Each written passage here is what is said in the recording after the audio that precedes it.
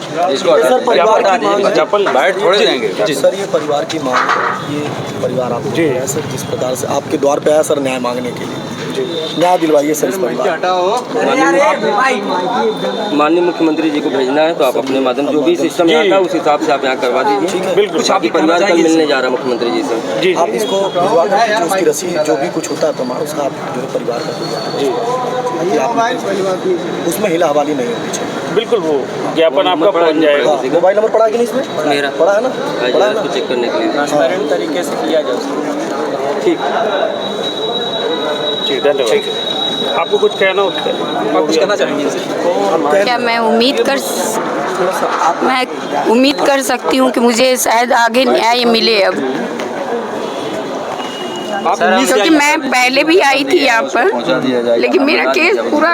आप कह दीजिए सर, जो न्याय आप दिलवाएंगे कि आपके परिवार को न्याय मिलेगा। आप मुझे न्याय मिलेगा कि नहीं पहुंचा दिया जाएगा माननीय सर। मैं ये चाहता हूँ कि जैसे पहले जो जांच हो रही थी हमारे एसपी साहब जो टीम कर जो रही भी थी, सबूत के तहत जो है उनको गिरफ्तार किया गया, इसके बाद तुरंत पता नहीं क्या अचानक जो है उस जिले में ट्रांसफर कर दिया गया। हमें चाहते हैं कि वो जो सबूत थी जो गिरफ्तार किए गए थे वो हमको मतलब उसको मिले और जो है ताकि फिर जो है उस पर कार्रवाई हो।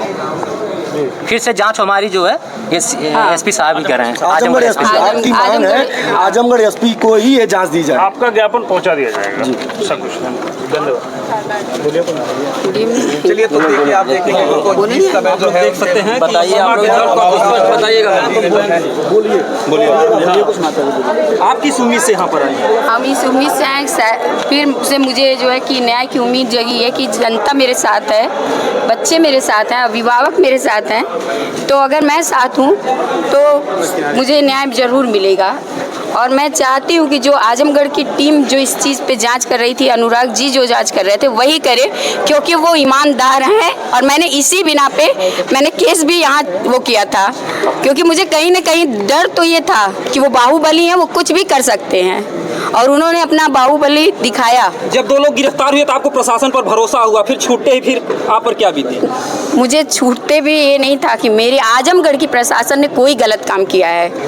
जो इसमें मऊ के प्रशासन जो इन्वॉल्व हुए, जो आए थे, उनका मुझे नाम नहीं मालूम, लेकिन मैं यही सोचती हूँ शायद उनके पास बेटी नहीं थी। जो धनंजय मिश्रा जी हैं, शायद उनके पास बच्चे नहीं हैं, वो माँ की वेदना को नहीं समझते। हम लोगों को बयान कम सुनते थे, वो अपनी बयान ज्यादा देते थे। उन्होंने एक भी बयान मेरे बोलने के हिसाब से नहीं लिखा है, मैंने पढ़ा है। बार बार मैं बोल रही थी वो गलत लिख रहे थे। बार बार मेरे बच्ची को वो गलत वही ठहरा रहे थे। जी जबकि उनका काम नहीं है ये। सुनने में आया कि दो लोगों को गिरफ्तार भी करें। जी, ये सब घुमाया जा रहा है, घुमाया जा रहा है, ये बातों को जो है उसमें डाइवर्ट किया जा रहा है। इस चीज के लिए कभी भी तैयार नहीं हूँ, और मैं आखिरी सांस तक लड़ूंगी। जो ये अफवाहें उड़ रही हैं कि मैंने 1 करोड़ रुपए ले लिया, किसके पास इतनी ताकत है? एक माँ को कोई खरीद सकता है किसी के पास? कोई 1 करोड़ रुपए लेकर बेटी दे सकता है? 1 करोड़ नहीं, मैं तो ऊपर वाले से मांग करती हूँ, क्या वो वापस कर सकता है? जब वो वापस नहीं कर सकता तो ये क्या वापस करेंगे? लेकिन मुझे न्याय चाहिए, चाहे कहीं से भी मिले, क्योंकि मेरी बेटी तो मर गई, लेकिन कम से कम उसके ऊपर लांछन ना लोग लगाए। क्या लांछन लगा रहे थे? जो कैसे जमानत दी उन लोगों? सर, ये मेरी बेटी का निजी मैटर था कि कौन किससे बात करता है, ये सब सर ये सब बातें इसको ये मैं पूरे भारत की महिला की तरफ से कहती हूँ, किसी भी महिला, किसी भी लड़की का ये निजी मामला होता है, वो किससे बात करती है और किससे मिलती है। इसमें कोई स्कूल का या प्रशासन का या मुझे कोई आपत्ति नहीं थी, तो स्कूल को क्यों आपत्ति हुई कि मेरे बच्चे चरित्र पर भी उसके जंगली उठाया प्रशासन ने? क्या ये तो आज ये नई चीज नहीं हो रही, आप लोग भी जानते हैं। जब एक बेटी के साथ कुछ होता है तो सिर्फ बेटी को ही दोषी दी जाती है, जबकि बेटियां दोषी कभी नहीं होती हैं। वो बेटी जो माँ के बारे में सोचती है, जो पिता के बारे में सोचती है, अपने भाई के बारे में सोचती है, अपने पूरे परिवार के बारे में सोचती है। एक परिवार नहीं, वो 2-2 परिवार की इज्जत लेके चलती है। वो कैसे किसी की वो कर सकती है? सर, जिस आदेश पे जो इकट्ठा किया गया था, उस आदेश पे उनको जो गिरफ्तार किया गया था, वो साक्ष्य जो हमको पता चलना चाहिए, मिलना चाहिए, और फिर वही एसपी साहब के यहाँ वो जांच आनी चाहिए, वही जांच करें। मैं माँ थी, मैं गई, मैंने नहीं मुझे मालूम था, मुझे नहीं पता था। अगर मुझे पता होता तो मैं मीडिया को साथ लेके जाती। मुझे तो लगा मेरी बेटी जिंदा है, सही सलामत होगी, बस मैं जाऊंगी, मुझे भी डांटेंगे हो सकता है, और मेरी बच्ची मेरे पास जिंदा वापस दे देंगे। लेकिन अगर मुझे पता रहता कि मेरी बेटी को लोगों ने मार डाला है तो मैं किसी को नहीं छोड़ती। और मैं सारे सबूत, मैं ये पूछती हूँ कि अगर धुलाई हुई है वहाँ जहाँ मेरी बेटी गिरी है, सभी देखते हैं, सभी जानते हैं, कानून की एक प्रक्रिया होती है, जांच होती है कि किस तरीके से बच्ची गिरती है, कहाँ उसकी सामानें गिरती हैं, किस तरीके का उसका शरीर गिरता है। मेरी बेटी की न सर पे चोट लगी, न माथे पे चोट लगी, वो गिरी तो गिरी कैसे?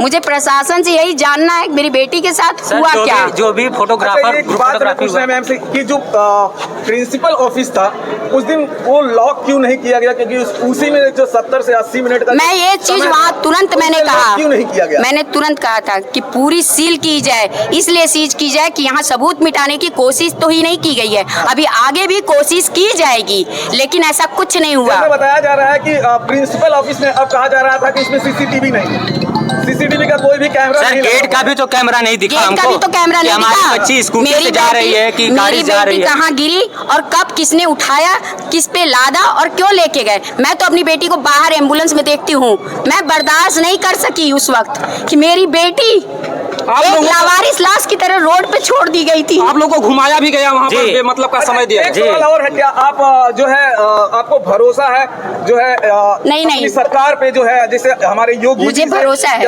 मोदी जी से भरोसा है आपको? मुझे योगी जी से ही तो भरोसा है, क्योंकि हम जानते हैं कि वो इस तरीके के नहीं है। लेकिन मैं ये पूछती हूँ कि फीस हम देते हैं, मैं ये जो CBSE बोर्ड पूरा साथ दिया, मैं पूरे बोर्ड से पूछती हूँ कि जब हम फीस देते हैं, ड्रेस देते हैं, कॉपी किताब देते हैं, तो हमारी बच्ची की सुरक्षा की गारंटी कौन लेगा? आपको योगी जी पर भरोसा क्या? कोई बयान आया? क्योंकि मीडिया से बातें वायरल हो रही हैं, अभी तक कोई बयान आया? सांसद निरहू जी जो कि भाजपा से हैं, अभी तक कोई बयान कुछ भी नहीं आया, कोई हमारे लिए सिंपैथी भी नहीं आई। लेकिन हो सकता है कि नहीं उन तक पहुंची हो बात, लेकिन हम पहुंचाएंगे। अब मैं खुद पहुंचाऊंगी, अपनी बेटी की आवाज बन के मैं वहाँ भी नहीं सुनी जाएगी तो वहीं हम लोग आत्मदाह करेंगे। एक बात और है कि जिस तरह से ये केस मऊ ट्रांसफर किया गया है, कहीं न कहीं लगता है कि ये काफी ऊपर से जो है इसमें दबाव था, इसकी वजह से किया गया। तो सर इसीलिए हम चाहते हैं कि सबका व्हाट्सएप कॉल जो है जांच हो। इसीलिए हम चाहते हैं जो प्रिंसिपल थी उसकी मोबाइल की जांच क्यों नहीं हुई? उस वक्त उसने किस से बात किया, किस को बुलाया, किस वकील से बात की, कम से कम उसकी भी तो जांच होनी चाहिए थी। सिर्फ एक मेरी बेटी की कीपैड मोबाइल की जांच इतनी लंबी हो गई, क्या कोई क्राइम किया था उसने या कोई अपराधी थी खूंखार? क्यों सिर्फ उसकी मोबाइल का निकाला गया वो प्रिंसिपल के, टीचर की? क्योंकि उस वक्त तो वो सब तो किसी से बात किए होंगे, बिना बात किए कैसे वहाँ इतने लोग इकट्ठा हुए थे? कहीं न कहीं इसमें बहुत बड़ी साजिश बताई जा रही है स्कूल की। साजिश बताई जा रही है, ये तो बहुत आश्चर्य की बात है कि बताई जा रही है। ये तो पूरी खुली किताब की तरह साजिश है और है। तो दोस्तों यहाँ पर आप देखेंगे श्रेया के मम्मी पापा थे। अभी आपने जो देखा है श्रेया के मम्मी पापा थे और न्याय के लिए जो है DM ऑफिस पे आए थे, और फिलहाल अभी जो है यहाँ से अब बैठक होने जा रही है, वहाँ पे जाएंगे कहीं न कहीं।